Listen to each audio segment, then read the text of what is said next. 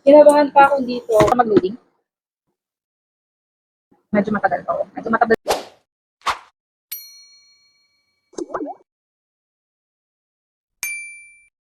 Hello, hello! Nag-start na tayo. Nakaligo na ako. Tapos ako naglinis and mag-unbox na tayo. Let's go! Okay, dumating na yung ating parcel. And gift to ni BF. And things. Let's find that series. Let's go. Let's do this. Nakaligo na ako. XPad 20 Pro. 12 inches pala siya. Hindi siya 11 inches. 2K, 90Hz eye care display. May TV real dual Infinix multi-device.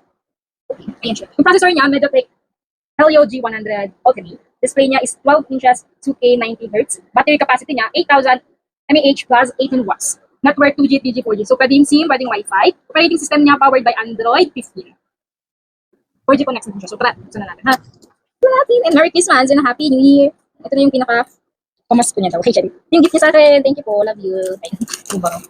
Magpa-shoutout ang Paris. Oh my God, I'm so excited!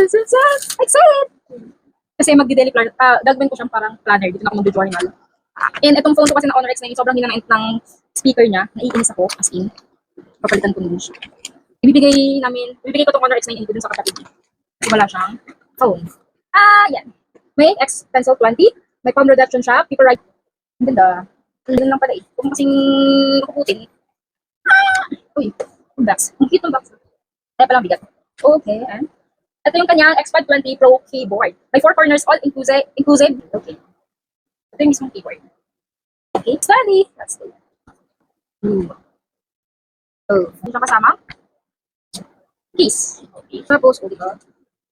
And environmental friendly sila kasi hindi plastic yung cover mismo ng ating XPad. Ganda ng ito. Oh! Ito mismo yung tablet. Tapos, yung accessories. Natin yung accessories. Ayun! And this is the accessories. Okay. Nandito yung kanyang head charger adapter. Siyempre, type C siya. And nandito yung kanyang ejector, pin. Sabi natin. Tapos, siyempre yung manual. Yeah. Oh, ang ganda. Ayan. Blue yung kinuha ko. Yan yung blue niya. And, dito yung camera niya. Okay.